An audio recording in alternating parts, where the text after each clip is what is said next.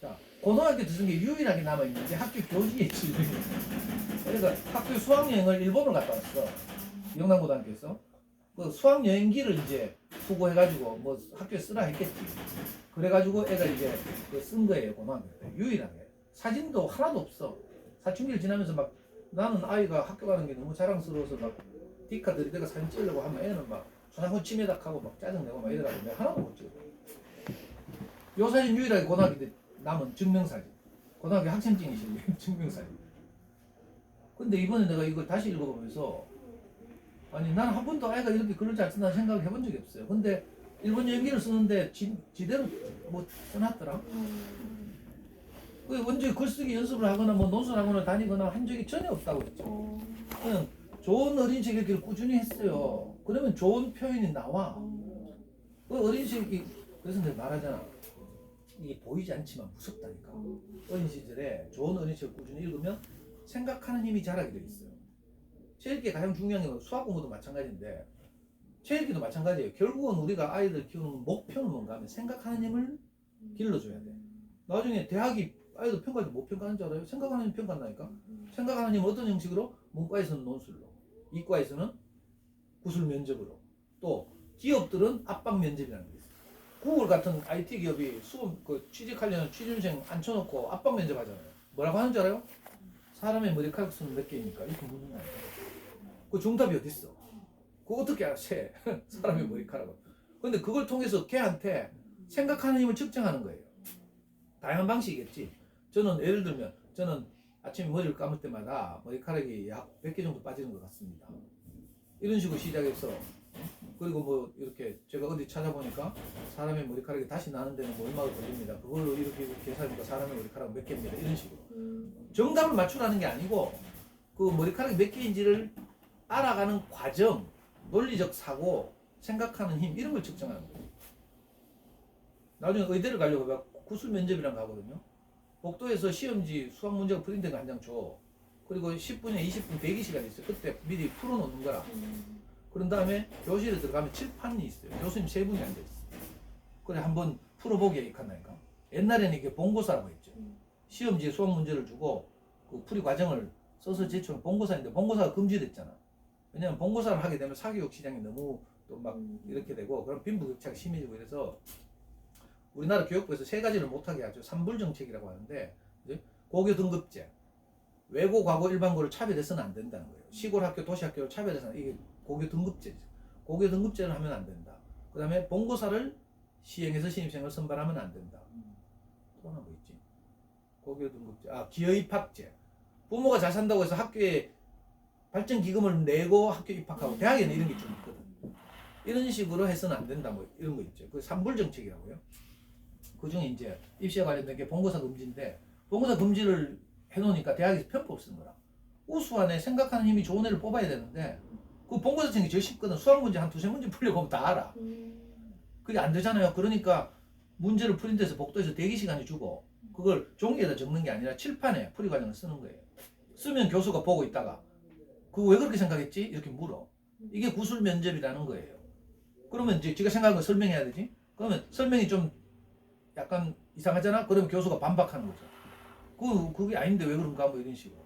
그럼 그때 이제 자기가 다시 또 이렇게 정신을 차려서 또 자기 생각을 표현하고 이런 식으로. 이게 구술 면접이거든, 이과에서는. 문과에서는 아예 그 전형에서 수능으로만 뽑는 정시 전형이 있지만 또 내신으로 뽑는 뭐 수시 전형도 있고 근데 그 중간에 논술 전형이라는 게 있어요. 그죠? 논술 억수 중요하게 생각해가지고 이 글감을 몇 개 주고 문제를 줘가지고 그 논술 서술해 내는 이런 시험 이런 게 있다니까. 그런 시험에 잘 대응하려면 어릴 때부터 좋은 인풋이 꾸준히 돼야 되는 거야. 근데 이게 안 되면 이런 좋은 아웃풋이 나오기 어렵죠. 저는 지금 생각해도 우리 애한테 무슨 요즘 엄마들 많이 하는 주니어 플라토니니 뭐 이런 거 뭐 웅진 북클럽 이런 데 다닌 적이 한 번도 없어요. 다 사교육이라고 생각하고 그런 것도 아이들 스트레스 준다고 생각해서 지금도 내 이 소신에 변함이 없어요. 자, 그런데 점점 발전하고 있죠. 충격적인 것이 우리 대학 들어갔을 때 그 우리 집이 가난하니까 장학금 신청을 해보라고 했어요. 명문대 가면 장학금이 뭐 외부 장학금이 많거든. 장업 신청을 하려고 하니까 장업 신청에 뭐가 있는가 하면 자기소개서 쓰는 게 있어. 근데 이 자식이 그때 뭐라 한 줄 알아요? 대학교 1학년 때? 아빠 나 자기소개서 못 쓰겠어. 아빠가 좀 써줘. 이 지랄하는 거야. 근데 짜증내면서 내가 포기했잖아요. 장학금 받는 걸 포기했다니까. 왜? 글쓰기 싫어해가지고 내보고 자기소개 쓰라는 게 말이 돼요? 그 정도로 우리 애도 글쓰기를 좋아하고 이런 애가 아니었어요. 표면적으로. 근데 지가 어떤 위기에 닥치니까 달라지더라니까. 나 그거 깜짝 놀랐잖아요. 아니 장학금 신청하는데 자기소개서도 안 쓰고, 내가 그때 대학교 1학년 때 잠순에서 내가 같이 활동하던 아줌마들이 자기 집에 와서 자기의 수학 과외를 좀 해달라고 했어. 우리한테 소개했다는 거야. 근데 우리가 안 한다는 거야. 귀찮아가지고. 돈의 중요성을 몰라 임마 이게. 그래가지고 그냥 지나갔는데 있잖아요. 나중에 제가 작년에 말씀드렸지만 대학 졸업하고 일본에 취직했다가 2018년도에 돌아와서 서울대 로스쿨 입학했다고 했죠.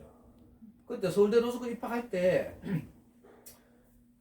냉정하게 말하면요, 서울대 로스쿨 정원은 150명인데 그 이제 정해져 있는 것이 자기 학교 그 서울대 학부 출신들을 3분의 2 이상 뽑으면 안 된다는 규정이 있어요. 그래서 서울대 로스쿨 150명이면 100명 정도까지는 서울대 학부 출신을 뽑고 50명은 무조건 타교 출신을 뽑아야 돼. 그 타교 출신 50명이죠. 그 타교 출신 중에서 어디서 뽑히겠어요? 연세대 고려대에서 각각 20명씩. 야, 조금씩 차이는 있지만 40명 정도는 연고대에서 뽑고, 그 다음에 카이스트, 경찰대, 외국대학 뭐 이런 데서 한 10명을 뽑아. 가끔 가다 성균관대, 한양대에서 한두 명씩 뽑고 이래가지고 50명을 채워요. 근데 우리 애는 연세대 경영학과를 나왔거든요. 그래가지고 그 연세대 경영학과 다닐 때 서울대를 떨어지고 연세대 갔으니까 애가 기가 죽었잖아. 그러니까 자기 성취 의욕이 하나도 없어요. 그래가 완전히 방황해가지고 학점을 완전히 날린 거야. 나중에 군대 가기 전에 학점을 보니까 2학년 때 학점이 2.9 얼마야.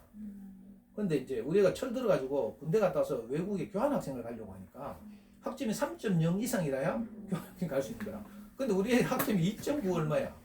그래가 급히 우리 애가 있잖아요. 7과목인가를 재수강했다니까. 그래 학점을 겨우 맞춰가 3.0 얼마를 맞춰가지고 외국에 교환학생 갔어요. 그 정도로 학점이 낮았죠. 그리고 실제로 서울대 로스쿨에 지원하는 학생들 중에 학점이 꼴찌에서 꼴찌. 그 다음에 우리 애가 합격하고 난 다음에 그 다음에 입학 설명회에서 실제 우리의 학점을 가지고 입학 설명회하는 분이 말한 적이 있어. 그걸 100점 만점을 한 사람이 보통 이제 서울대 로스쿨 가려면 좋은 대학이지만 좋은 대학 안에서도 학점이 아주 높아요. 그래서 100점 만점에 학점 좋은 애들은 98점, 좀 나쁜 애들은 96점, 96에서 98점 정도 되는 애들이 다 지원을 합격한단 말이에요. 우리 애는 89점. 100점 만점 89점이라는 학점은 완전히 제일 밑바닥이라는 뜻이에요. 다행히 리트를 잘 쳤다고 했죠. 법학전문대학원 입문시험이라고 있는데 그 시험 어릴 때부터 책을 많이 읽으니까 저절로 논리적 사고가 생각하는 힘이 자라가지고 리트를 쳤는데 전국 9등을 했다고 했죠. 그 10,000명이 그 시험을 쳤는데 문과 최상위권 학생들 10,000명이 시험을 쳤는데 중간 정도의 아이가 100점이에요. 표준 점수라는 게 그런 건데 표준 점수로 할 때 중간의 점수를 획득한 아이를 100점이라고 봐. 우리 애는 그때 이 표준 점수 143점을 받았어요. 엄청나게 높은 거지. 그래가지고 전국 9등을 했다니까. 그래가지고 로스쿨 가려면 3가지 요소가 필요한데 학토릿이라고 해요. 학점, 토익, 외국어 성적, 그 다음에 리트, 방금 말한 이 점수. 근데 서울대에서는 토익을 보지 않고 탭스를 보거든. 영어 시험. 근데 어느 학교 탭스를 보든지 토익을 보든지 영어 시험은 일정 점수 이상 되면 똑같이 취급해요. 영어 시험을 영어를 억수로 잘한다고 해서 무슨 가산점 주고 이런 게 없어. 그러니까 이거는 그냥 패스와 페일 이거라. 그래서 사실은 요소가 2개밖에 없죠. 그러면 영어는 기준점 통과하면 되니까. 학점과 리트를 합쳐보니까 서울대 지원자 중에 230등. 그 메가로스쿨이라고 있거든요. 인터넷 사이트. 메가스터디에서 운영하는 로스쿨 입시 전문 사이트가 있어. 메가로스쿨이라고 하는데 거기에 이제 수험생들에서 자기 성적을 다 넣고 이렇게 보거든. 합격할 수 있는지. 우리가 학점하고 리트를 합쳐가 넣어보니까 리트는 전국 수석급인데 학점이 너무 개판이라 가지고 150명 뽑는데 230등. 안 되잖아요. 그리고 연고대 지원자들 40명 뽑는데 타교 출신 지원자 40명 뽑는데 그 중에서 100등. 타교 출신 40-50명 뽑는다고 했죠. 타교 출신자들끼리만 했을 때 학점과 리트를 합해가지고 도저히 안 될 것 같은